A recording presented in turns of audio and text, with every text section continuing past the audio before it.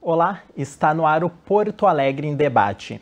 Concluída há pouco mais de uma semana, a 29ª Conferência das Nações Unidas sobre Mudança Climática, a COP29, reuniu quase 200 países em Baku, capital do Azerbaijão. Porém, o encontro, que era visto como uma oportunidade para selar um acordo global efetivo contra os efeitos da ação humana no planeta, chegou ao fim sem um acordo satisfatório. Para debater o que foi decidido e as perspectivas para a COP30, que vai acontecer em novembro de 2025 no Brasil, em Belém do Pará, a gente recebe aqui no nosso estúdio Francisco Milanes, diretor técnico e científico da Associação Gaúcha de Proteção ao Ambiente Natural, a Agapan, e Lorena Cândido Fleury, socióloga e professora da Universidade Federal do Rio Grande do Sul, a URGS. Bom, pessoal, obrigado por terem aceito o convite. Sejam bem-vindos à TV Câmara. Pessoal, essa COP29, ela começou com uma expectativa muito grande. Mais de 200 países, quase duas semanas de trabalho. A perspectiva de acordo que foi levada ali pelos países em desenvolvimento foi de um financiamento de 1,3 trilhão de dólares por parte dos países mais desenvolvidos, das nações mais ricas. Mas o acordo selado, já na madrugada de sábado, teve até um atraso ali para concluir as atividades, ficou em 300 bilhões de dólares. Um valor muito abaixo aí do que era pleiteado por essas nações menores. Gostaria de começar, então, com o diretor Francisco. O que o senhor achou dessa COP29 e desse acordo aí que terminou com um valor bem abaixo do que era esperado pelas nações em desenvolvimento, diretor? Infelizmente, estava dentro das expectativas, porque nós temos um mundo que tu classificaste bem, países desenvolvidos vamos chamar de colonizadores e vamos chamar de colonizados os países subdesenvolvidos, que foram sugados, que a riqueza dos países desenvolvidos foi e é fruto da acumulação da nossa exportação de riqueza, no caso do Brasil, soja, minérios, etc. E na hora de pagar a conta eles não gostam. Como eles têm os poderes decisórios máximos, é sempre essa frustração. É 1/4. Mas o interessante é pensar o seguinte: se vai ser pago esse 1/4, se realmente vai ser, isso é um fato. O outro é a ONU, que é um órgão importantíssimo, né? Ele acumula fracassos. Por quê? Porque ele é controlado pelos países, alguns países mais que outros, no caso dos desenvolvidos, e ele está de mãos amarradas porque quem controla a maioria dos países é a economia.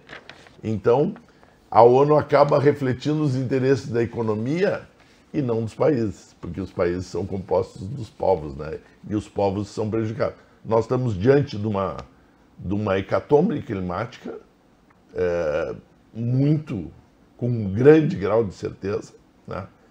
E nós estamos brincando de olhar para o outro lado e fingir que não está existindo.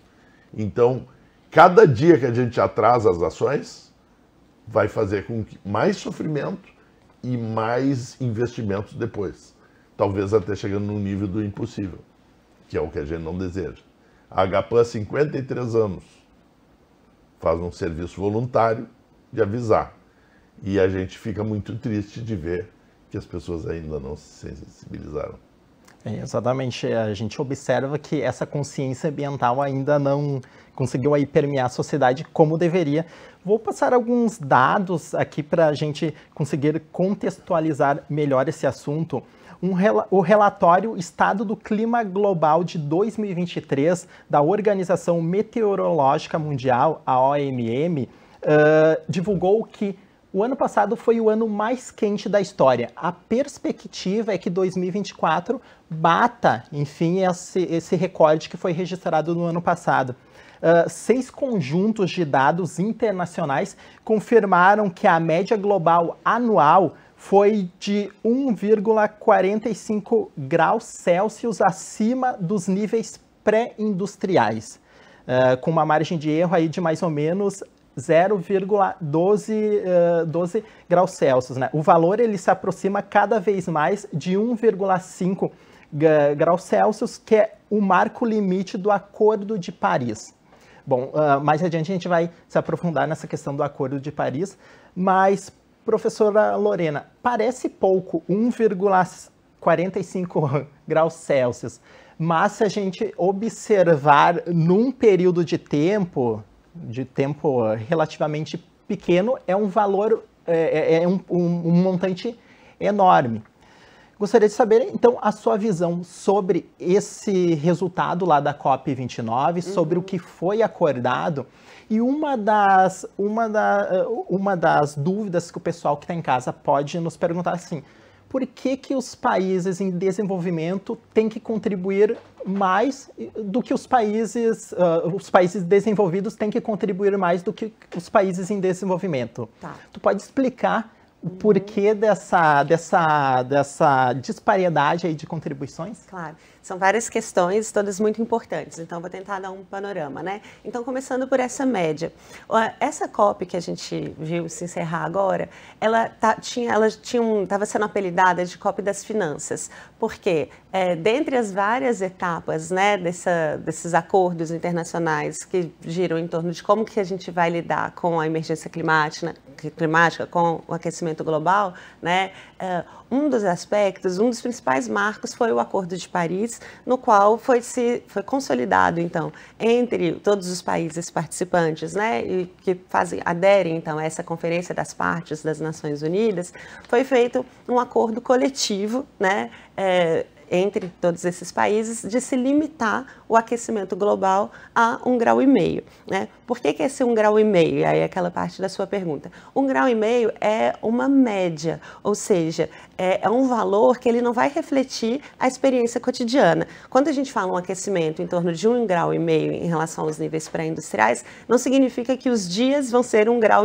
mais quentes, mas significa que o planeta, enquanto um sistema, como um todo, em média, está 1,5 grau aquecido. Mas essa média, né, como toda média, ela é composta de valores que são valores, às vezes, muito díspares. Isso significa que tem lugares do mundo que vão estar até 6 graus mais quente do que seria o previsível, o que seria o esperado, né, o que seria o comportamento antes desse momento atual de aquecimento. 6 graus acima é uma coisa que é completamente insuportável. A fisiologia humana não dá conta de viver num ambiente que está aquecido mais do que 5 graus daquilo que normalmente a gente está acostumado a manter. O corpo humano precisa manter uma temperatura ali em torno de 36 graus e meio, né? Se o ambiente externo não permite que a nossa temperatura corporal seja mantida nesse valor, e aí temperaturas de 50 graus Celsius, como a gente já tem visto em vários lugares, impedem, né, a fisiologia humana de acontecer, o ser humano, o corpo humano entra em colapso. Então a gente está falando de vidas humanas mesmo que estão em risco, né? Então essa média, então primeiro esse entendimento, não tá, esse valor 1,5 grau não quer dizer a experiência vivida, mas é um indicador dessa média geral do sistema terrestre aquecido, e o aquecimento ele é muito grave para todas as formas de vida no planeta Terra, inclusive a humana, mas não apenas, né? Não por acaso a gente está tendo também uma série de processos de extinção, uma série de espécies, etc. Então, lá no Acordo de Paris, que foi em 2015, os países todos se comprometeram a manter esse aquecimento até no máximo 1,5 grau em 2030, né?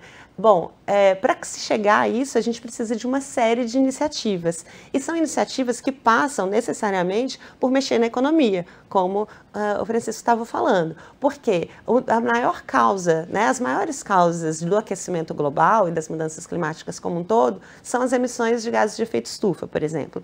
E o que gera a emissão de gases de efeito estufa? Queima de combustíveis fósseis, né?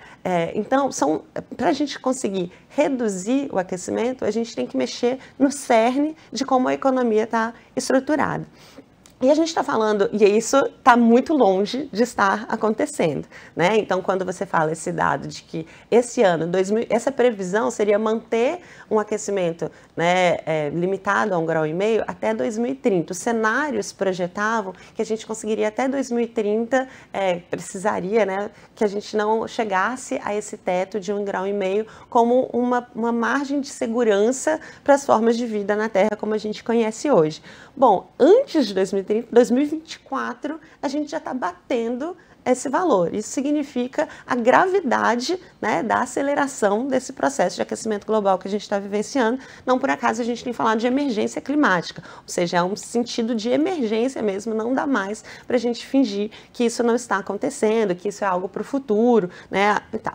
Bom, mas para a gente conseguir limitar isso, a gente precisa mexer, então, nesses pilares da economia, e as nações não estão se comprometendo com isso.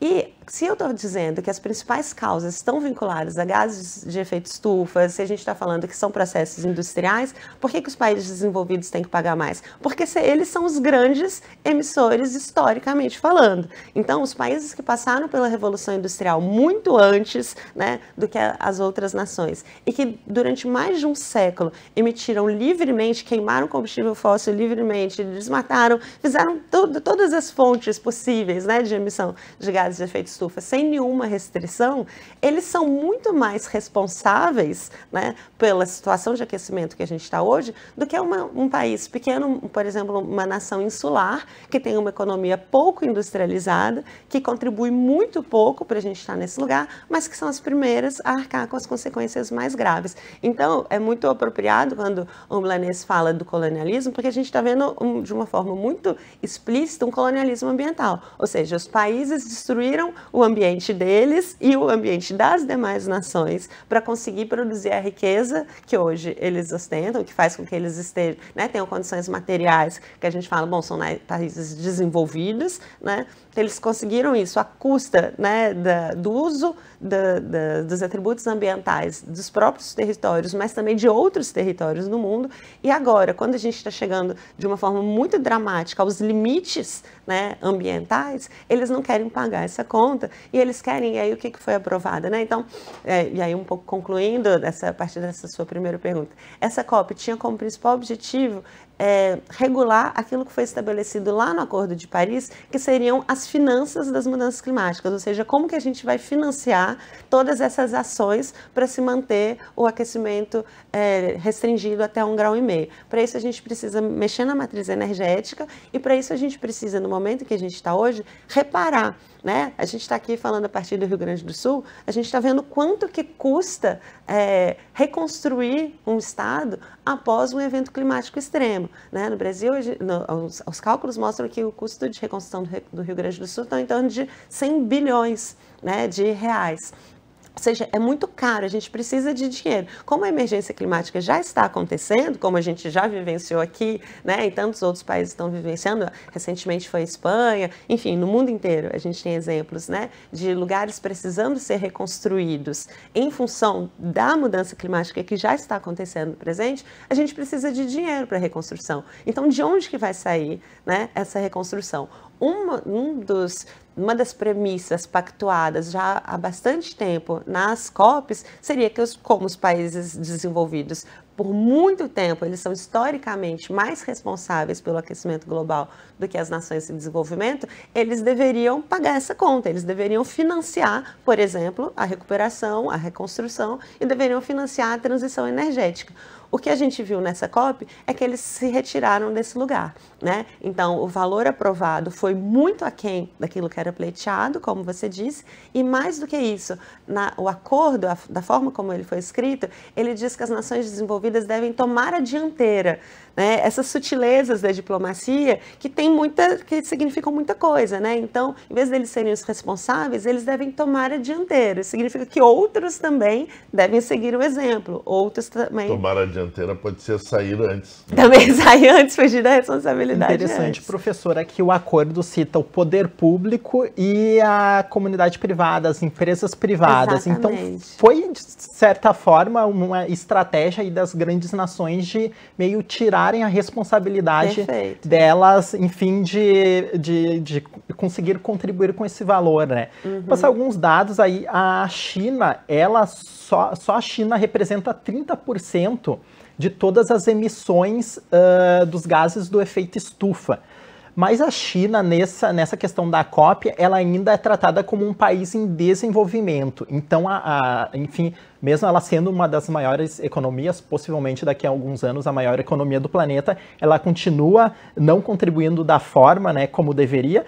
E os Estados Unidos, que é a maior economia do mundo, aí é o segundo país que mais emite gases do efeito estufa.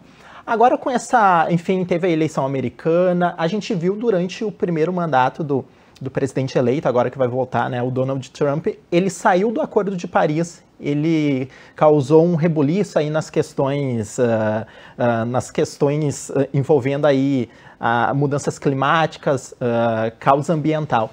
A perspectiva é que agora, a partir do ano que vem, ele faça isso de novo. Gostaria de falar com o diretor aqui, se os Estados Unidos sair desse acordo de Paris, que foi um dos norteadores aí, inclusive, de muitas questões debatidas na COP29, qual que é o efeito que pode ter aí em tudo que foi construído, diretor? É bem importante o que tu está dizendo. Em primeiro lugar, se ele sair, ele mela, porque os Estados Unidos não é o segundo maior poluidor. Se tu fores olhar, até 5 anos atrás, ele sempre foi o maior emissor. Só que ele tem 1/4, 1/6 da população mundial. A China tem 1/4 da população mundial. Desculpe, os Estados Unidos tem 4%, entendeu? E a China tem 1/4. Ela é gigante. Ou seja, ela deveria, toda emissão, porque senão uma ilha que desperdiça energia feito louco, que são suicidas, você, mas é só um pouquinho. Não é só um pouquinho, proporcionalmente, tudo é proporcionalmente. Então, os Estados Unidos é proporcionalmente muito mais consumidor e queimador de combustíveis fósseis. Não estou com isso defendendo a China, mas a China está tratando de sair da miséria para alimentar seu povo e fazer, enfim, o que a gente tem assistido aí, uma revolução industrial. A verdade é que a China tem que pagar, porque ela está com muita grana, mas os Estados Unidos certamente, porque ele foi solitariamente o grande poluidor durante muitos e muitos anos, toda essa fase moderna da humanidade. E se me permite só um adendo, é interessante porque a China, por não ser considerada país desenvolvido, justamente porque é um processo muito mais recente, ela não é obrigada, então, a participar enquanto financiadora. Mas ela voluntariamente se colocou nessa COP29 enquanto doadora. Ela está tomando a liderança no financiamento da transição climática voluntariamente, porque ela sabe estrategicamente, claro, né, que não tem como desviar dessa transição energética e ela quer liderar esse processo. Ela quer continuar fazendo negócio e vivendo. Quem quer continuar e tem um mínimo de sabedoria, tem que dizer, olha, doa o que doer, nós temos que pagar essa conta. Exatamente. Entendeu? Os Estados Unidos, que está num processo bem liderado pelo Trump, negacionista, autocentrado, que é uma histórico dos Estados Unidos, mas agora negacionista e imperialista também, é histórico deles, né? Eles controlam grande parte da nação, fazem guerras da OTAN, Então, os Estados Unidos está brincando de tapar de mágica. Como eles fizeram? Os Estados Unidos foi o último país, a NASA foi a última instituição científica a reconhecer a mudança climática. Eles diziam que não tinha. O quanto eles puderam, por quê? Porque eles são os grandes queimadores, eles são os grandes responsáveis. Então, eu até entendo a posição deles. Só que o mundo tem que pressionar. E como é que se pressiona? Fazendo o que os Estados Unidos já fez com tanto brilho, 60 anos sobre Cuba, fez sobre a África do Sul, e acabou com o apartheid em meses, né? Boicote comercial. Eu acho que, por exemplo, isso é uma das formas, entende? Porque se um povo quer poluir à vontade, quer se dar o direito de acumular toda a riqueza do mundo e azar dos outros, os outros têm que parar de comprar dele. Não é fazer guerra, não é o mesmo sistema imperialista, não. É apenas dizer, não, nós não queremos os produtos de vocês, porque vocês estão acabando com o planeta e nós queremos viver. Então, eu sei que parece muito simples, mas é assim, porque a gente tem que ir na essência das coisas, porque senão tu fica só em reunião burocrática Eu participei muito da ONU na época da Rio 92, depois nos encontros. Era um esforço muito grande, ia a Nova York, todas aquelas coisas, e eu parei de fazer isso, porque nós temos que fazer ações locais e mudar o mundo nós mesmos, porque lá é uma burocracia gigante, comandada por sistemas econômicos, onde o nosso poder é muito pequeno de reivindicação. Exatamente. Inclusive, um pouco antes de ser firmado o acordo, os países menores, esses países insulares, se retiraram da sala onde estavam sendo feitas as discussões, porque eles não estavam concordando, enfim, com os rumos que enfim, aquela reunião estava tomando. Em relação a esses países insulares, é importante a gente destacar o porquê que eles ficaram tão irritados, né, os chefes dessas nações. Devido ao nível dos oceanos, o nível dos oceanos está subindo. Aqui tem alguns dados, enfim, o aumento do nível do mar ficou em 0,76 centímetros entre 2022 e 2023. Parece, enfim, um número pequeno, mas se for pegar aí em um período maior de tempo, de 93 a 2023, foi quase 10 centímetros. Para essas nações, enfim, insulares, inclusive para os países que estão mais ao nível do mar, ali que não tem um relevo tão elevado, a questão do aumento dos níveis dos oceanos, que é muito causado pelo derretimento das geleiras devido ao aquecimento global, né, é uma questão preocupante. Eles estão corretos, né, em reivindicar uma ação mais efetiva, né, professor? Isso, com certeza, sem dúvida. Porque é isso, a gente entra numa cadeia, né, de interconexões, de consequências interconectadas, né, e as responsabilidades também têm que ser interconectadas. Então, quando esses países estão pleiteando que eles sejam ouvidos, né, de uma forma mais efetiva, eles estão dizendo isso: olha, vocês estão fechando o olho para urgência, para emergência, né, dessa questão, mas enquanto isso, nos nossos países, e de novo, países que não contribuíram para o estado atual das coisas, né, a gente já está tendo situações que são situações, inclusive, de refugiados climáticos, ou seja, lugares estão se tornando inabitáveis, né,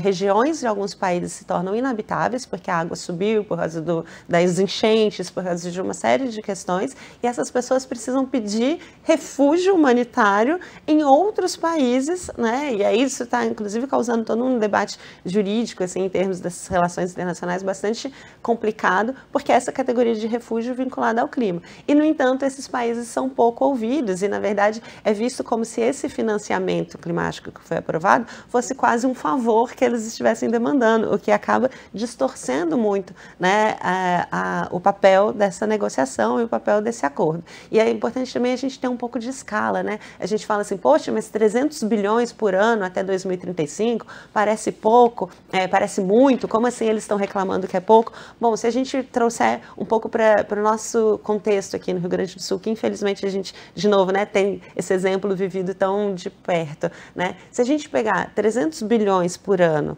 para as 46 nações que são consideradas as mais vulneráveis, né, às mudanças climáticas, isso daria cerca de 6 bilhões por ano para cada um desses países, né? Aqui no Rio Grande do Sul, como eu já mencionei, foram necessários 100 bilhões de reais, ou seja, em torno de 17 bilhões para se recuperar de um evento extremo, né? Então, isso acho que dá um parâmetro para a gente entender por que foi tão frustrante essa negociação, né? Então, eu acho que são dois pontos principais. Um primeiro é limitar um debate que é tão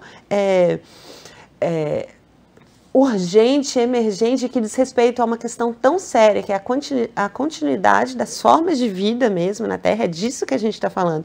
Limitar isso a uma transação econômica, né? Isso é muito pouco. Você ficar regulando apenas mercado de carbono, é reduzir, né, a questão climática a uma esfera que adia e que, no fundo, acaba permitindo que países poluidores continuem comprando carbono, por exemplo, e com isso continuem emitindo bastante. Então, isso já é um desvio de foco. E, para além desse desvio de foco, a solução proposta, ela é tão pífia que não daria para reconstruir o Rio Grande do Sul, né, usando esses valores enquanto um valor. O que ela coloca é tão importante porque isso dá a dimensão do ridículo que é essa quantia E seria muito melhor ainda, eu não tenho dado, talvez vocês possam cavar aqui, produção, de quanto está sendo gasto em 2 guerras, só em Israel e Ucrânia. Quer dizer, com certeza é muito mais, ou seja, e essas guerras estão liberando gigantescas quantidades, além de toxinas de carbono. É um desperdício, assim, a estupidez humana elevada à última potência é uma guerra. Também é importante dizer, que a maioria das pessoas não sabe, que Porto Alegre é composto, os morros de Porto Alegre foram ilhas oceânicas. E que nós estamos praticamente no nível do mar. Sim. Então, não é, porque a gente sempre olha, porque é a Amazônia. Não, aqui, com mínima de subida, nós vamos voltar a ser ilhas oceânicas, entendeu? Porque a nossa planície costeira é só deposição de areia que se fez em milhares de anos e foi se depondo, entendeu? Se subir o oceano e sobe o oceano de uma forma cada vez mais... a gente também conta que a progressão é assim, mas na natureza as coisas funcionam por colapso. Diretor, a expectativa é que até 2050, né, o nível dos oceanos suba mais 20 centímetros se nada for feito. A professora comentou em relação ao mercado de carbono. Muitas pessoas não entendem o que seria isso. Uhum. Seria uma espécie de moeda de troca entre os países mais poluentes com os países menos poluentes. Mais um processo colonialista onde, em vez de eu diminuir a minha poluição e diminuir o meu esbanjamento, a verdadeira estupidez que vive, eu compro o direito do outro, basicamente é isso. Acaba poluindo pelo outro. E com todo tipo de corrupção, porque, por exemplo, eucalipto, que é o maior destruidor da Mata Atlântica na atualidade, no sul da Bahia, foram cortados mata primária, 5.000 hectares, em denúncias, assim, por celuloses que iam implantar eucalipto lá. O eucalipto, portanto, é uma máquina de destruição e o cara recebe o eucalipto financiado porque ele está fixando carbono. Entendeu? Tu tira uma mata primária, que é inacreditável. O nosso campo aqui no Rio Grande do Sul fixa muito mais carbono que uma produção de eucalipto. Então, a gente tem que entender que existem milhões de discursos. E ainda tem um agravante, que eu não falei, que é o seguinte: essas zonas costeiras, que em algumas ilhas vão desaparecer as ilhas, são as zonas mais produtivas e mais agriculturáveis do mundo, são os vales do Nilo. Então são as zonas que, além de muita gente morar, o Brasil, por exemplo, praticamente todas as exceção dela e Brasília, que foram depois interiorizadas, mas a maioria das capitais é costeira, porque as colonizações são costeiras, é da natureza humana chegar. Então a maioria das populações vive lá. E segundo, a grande quantidade da agricultura intensiva que alimenta o mundo vive lá também. Então nós estamos destruindo a comida e a morada, numa só jogada. Isso tudo porque os povos que têm tecnologia, que colonizaram, porque a tecnologia que nós temos é fruto deles. A forma de pensar e desenvolver, entendeu? Esse esbanjamento de energia é tudo aprendido com os colonizadores. Se negam a rever, entendeu? Eu não quero repensar, porque é só repensar os sistemas. E dá para viver bem. A humanidade viveu por milhões de anos, até 200 anos para cá, que a gente começou a destruir massivamente o planeta. Então dá para revisar. É assim, o status quo é medíocre, porque ele quer ganhar dinheiro e continuar ganhando igual, não importa se ele vai perder tudo no final, entendeu? Enquanto que deveria ser, para aí, vamos investir, fazer o que a China está fazendo. Queremos ajudar, o Brasil está fazendo, está dando exemplo também. Queremos ajudar porque nós queremos continuar brincando. Diretor, inclusive o senhor citou aí o Brasil. Vamos tentar agora trazer o debate mais para a parte nacional. A ministra do Meio Ambiente, a Marina Silva, compareceu lá à COP29, né? E a proposta do Brasil foi, o Brasil se comprometeu em reduzir em até 67%, num período aí de 11 anos, as emissões, né, de CO2 para a atmosfera, se compararmos aí a níveis de 2005. 2 bilhões de toneladas, né, de CO2 para 800 milhões, uma redução de 67%. Não foi, enfim, uma proposta que deixou muita gente contente, inclusive o Brasil, por ser aí um dos, digamos, mais atuantes na questão climática, né? Enfim, os movimentos, enfim, o pessoal do mundo científico estava esperando uma proposta mais efetiva.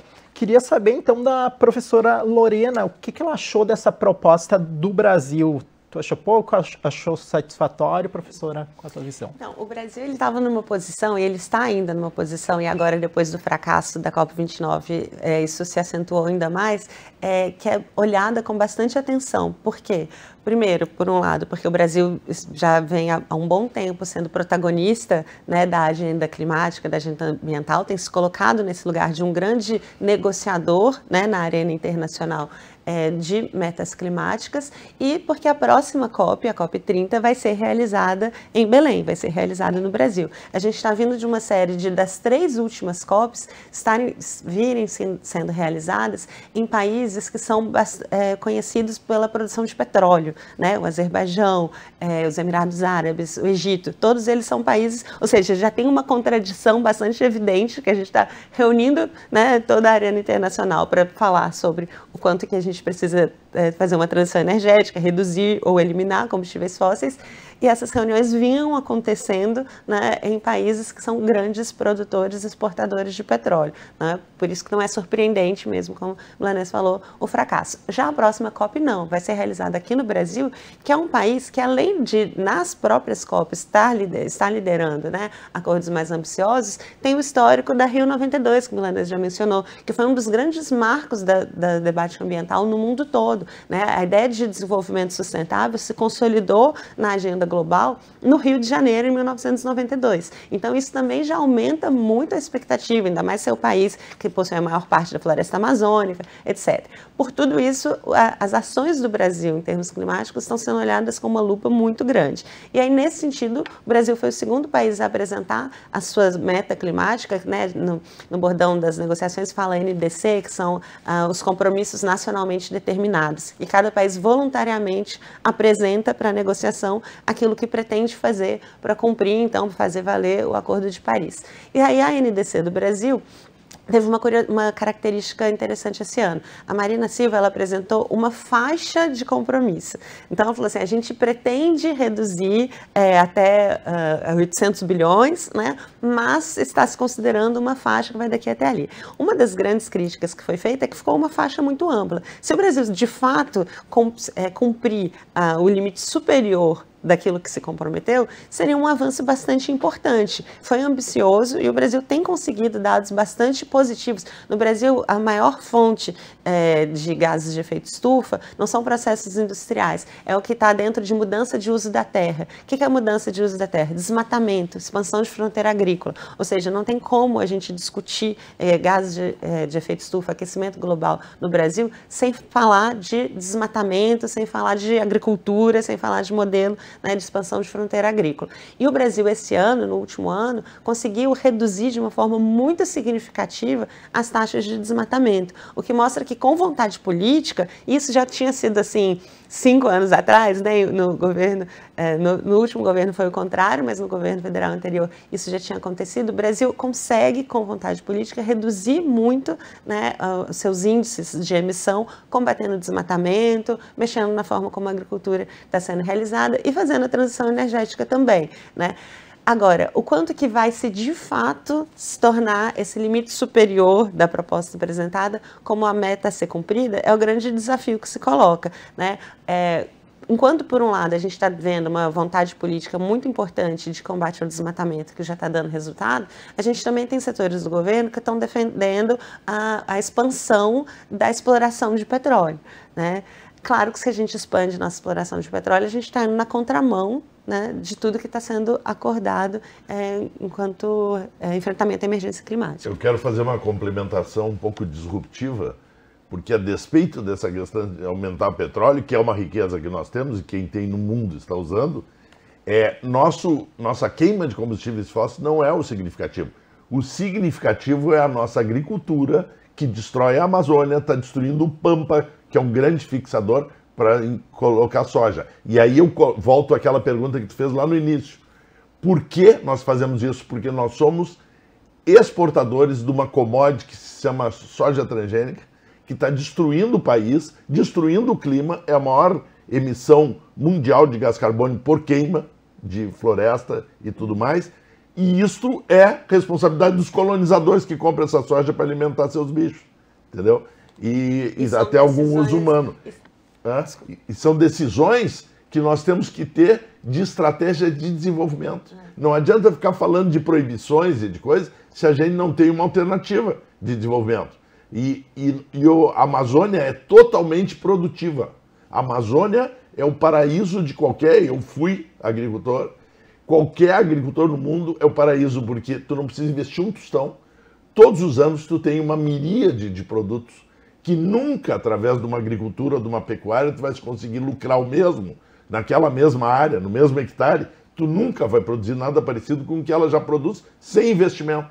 Sempre, é só colher. E o extrativismo, que é a coisa mais inteligente do mundo, simplesmente é abandonado e são destruídas castanheiras, como estão sendo no Pará, que levaram 200 anos para crescer, entendeu? Produzem anualmente uma quantidade incrível de uma coisa saudável, orgânica, que o mundo inteiro quer esse produto.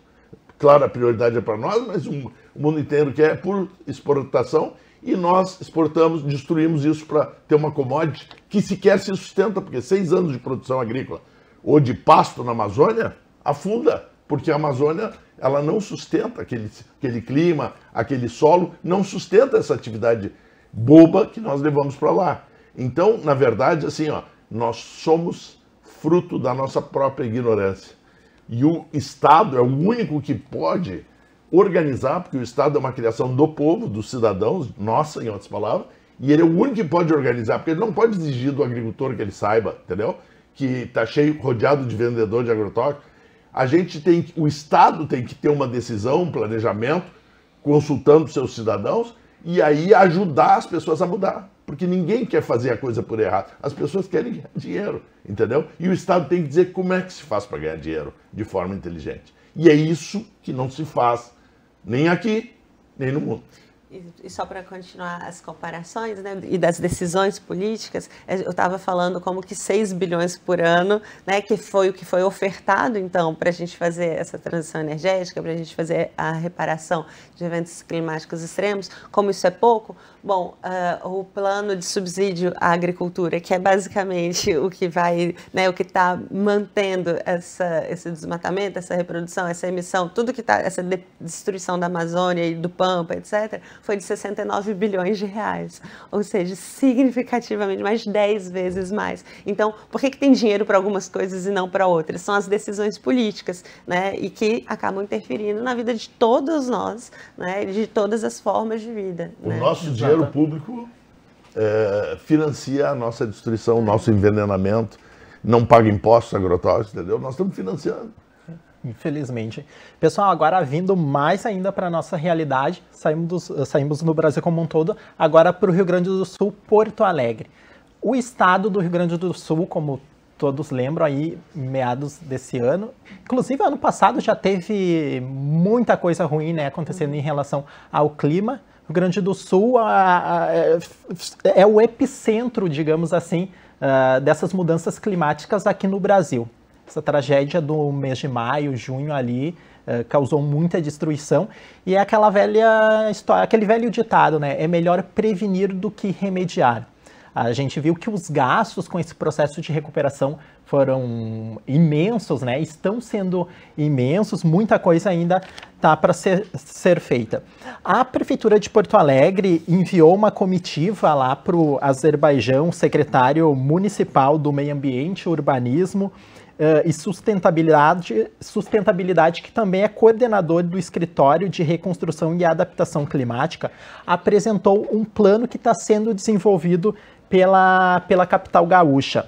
Essa plataforma ela é dividida em 3 eixos. O POA Resiliente, que trata das adaptações às mudanças climáticas. O POA Baixo Carbono, que trata da redução das emissões de gases de efeito estufa. E o POA Verde e Azul, que trata da preservação do meio ambiente. Seria um conjunto de ações aí para mitigar esses danos da ação humana aqui no âmbito do município de Porto Alegre. Gostaria falar com a professora Lorena. Professora, não sei se a senhora chegou a se aprofundar nesse plano, a ver essa proposta apresentada pelo secretário Germano Brem, mas na tua visão aí, a capital gaúcha está fazendo a sua parte, enfim, em relação a essa questão das mudanças climáticas?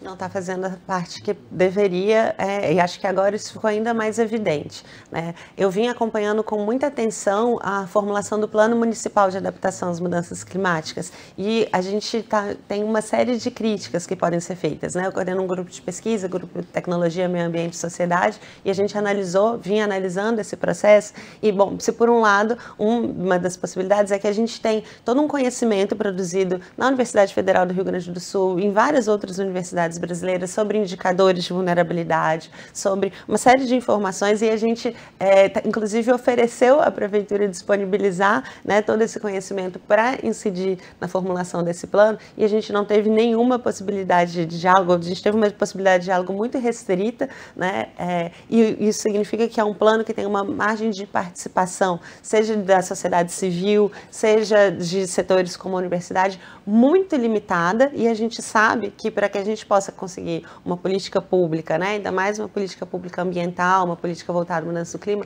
a gente precisa reunir de uma forma bastante integrada diferentes setores produtores de conhecimento, né, seja incluindo a sociedade civil, incluindo a experiência da população, e isso não compôs a formulação dessa política pública municipal.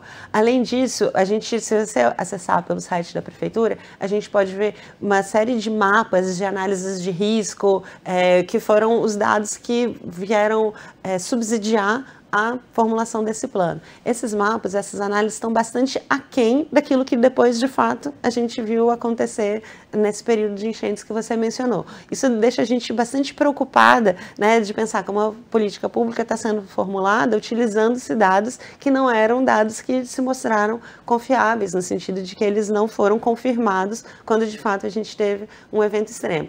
Eu espero que uma série de ajustes de rota estejam sendo feitas e espero que esse plano que agora foi apresentado no Azerbaijão, ele já seja bastante melhor do que até então a gente vinha presenciando, né? Mas até o momento a gente não tem elementos suficientes para dizer que está indo no caminho certo. Tem muito mais que pode e que deve ser feito para tornar Porto Alegre, de fato, uma cidade resiliente, uma cidade adaptada, né, às mudanças climáticas, aos eventos climáticos extremos. Uma das iniciativas aí desse plano apresentado é a questão das ecobarreiras. Uma das novidades previstas é a ampliação do número de ecobarreiras em arroios da cidade. Uma nova ela deve ser instalada no dilúvio antes da Avenida Antônio de Carvalho, uma outra no Arroio Moinhos e uma terceira no Cascatinha. Diretor Francisco, tua visão aí quanto a essas ações que Porto Alegre está tentando tomar, deve tomar aí contra as mudanças climáticas, os danos ambientais aqui no município? Tu citaste o estado e a cidade. Eu preciso aqui fazer um pequeno marketing, pois nasceu no Rio Grande do Sul, exatamente em Porto Alegre, a primeira entidade ambientalista brasileira, a Agapan, a qual eu pertenço. 53 anos atrás ela adverte dessas questões. Tem textos de 73 do José Lutzenberg, foi prêmio Nobel alternativo, né, de meio ambiente, dizendo que as encostas, a erosão, o descuido da agricultura. Então, assim, muito antes de nascer o governador, já se falava todas essas coisas que estão vivendo. O que está acontecendo? No Estado, entrou um dinheiral bárbaro, através de perdão de dívida federal, e está sendo usado para fazer coisas que não vão mudar nada. É como se eu tivesse diante de um... Tu dá um tiro em mim e eu desvio. Aí eu digo assim, eu vou dar outros, eu estou carregado aqui, e eu vou continuar te olhando, entendeu? E vou brincar que talvez eu consiga desviar de todas as balas. Está se gastando, agora fechou 700 milhões para desassoreamento dos rios. Os rios assorearam por causa da destruição da floresta de encosta, da mata ciliar e das várzeas. Na próxima chuva vão assorear de novo. Então eu estou enxugando gelo.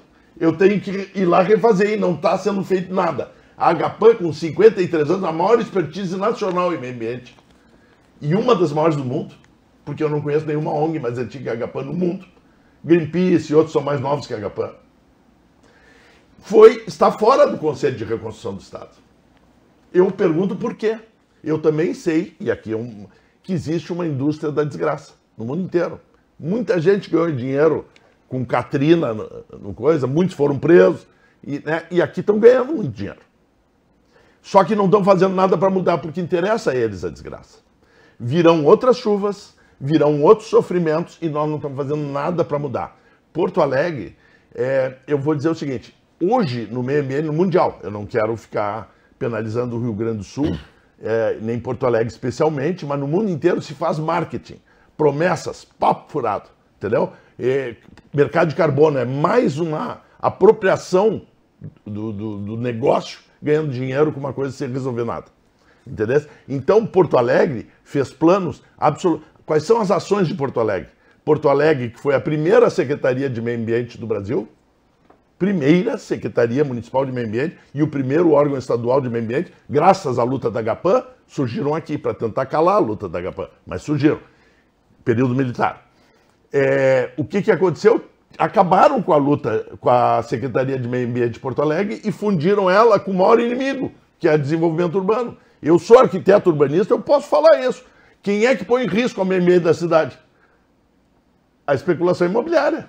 Então, botar junto é uma piada de mau gosto inacreditável. Agora, fora isso, está se cortando árvores como nunca foi cortado. Nós tivemos o maior índice de árvore de rua do Brasil, em capital. Está se tirando tudo, cortando tudo, inclusive com declarações, infelizmente, do prefeito, que queria motosserra emprestada para cortar mais, que é para evitar das árvores cair. Sabe o que evita que a tua casa perca o telhado? As árvores. A única proteção que existe para a mudança climática é a vegetação. Nós tínhamos que estar plantando enlouquecidamente, porque virão outros sofrimentos. Aí nós estamos reconstruindo a orla do Guaíba. Todo mundo gosta da orla, maravilhoso. Foi planejada de uma forma estúpida, porque é um lugar inundável, sempre será, e não foi projetada para ser inundável. Então se estragou. Porque se fosse um projeto do parque feito para ser inundável, ficava inundado, depois voltava, ninguém perdia nada. É uma questão bem complexa, mas eu vou... Então, estão reconstruindo igual para destruir igual. Ou seja, a meta é ganhar dinheiro com a destruição, não é resolver os problemas. A gente precisa dizer isso, alguém precisa dizer. O pessoal aqui da produção está pedindo para eu encerrar porque está esgotando o nosso tempo, mas eu vou deixar 30 segundos para as mensagens finais, professora Ana Lorena. Eu quero enfatizar que assim, a questão climática é a questão mais urgente do nosso tempo, né? A Agapan vem há tantos anos, né, tantas décadas tentando trazer esse alerta, mas de certa forma isso era visto como uma coisa de nicho, né? Os ambientalistas se preocupam com o meio ambiente e a gente tem que pensar a mudança climática é uma coisa do futuro. Não é. Esse futuro chegou. A gente precisa então que todos hoje se engajem na questão climática, na luta climática, na luta ambiental, se a gente quer, de fato, tornar a nossa cidade mais habitável, né, para a gente, para os nossos filhos, né, e para todas as outras espécies com as quais a gente convive. Perfeito. Obrigado, professora. Diretor Francisco, 30 segundos. Em primeiro lugar, parabenizar a TV Câmara sempre por esse trabalho maravilhoso. Segundo, somar a Lorena e dizer o seguinte, pessoal, a gente está lutando a vida inteira para ter sua casa, para ter uma boa alimentação. Nada disso vai existir se a gente perder tudo. Então, é uma essencialidade. Quando tu está sofrendo de calor insuportável no verão, saiba que cortaram as árvores que regulam a temperatura da cidade. Quando tu estás perdendo o telhado da tua casa, saiba que se tivesse árvores ao redor, protegeria. Poderia até cair um galho, tem gente que diz e não entende, que ia quebrar uma telhinha. Só que ele protege de arrancar o telhado, que é o pior de tudo.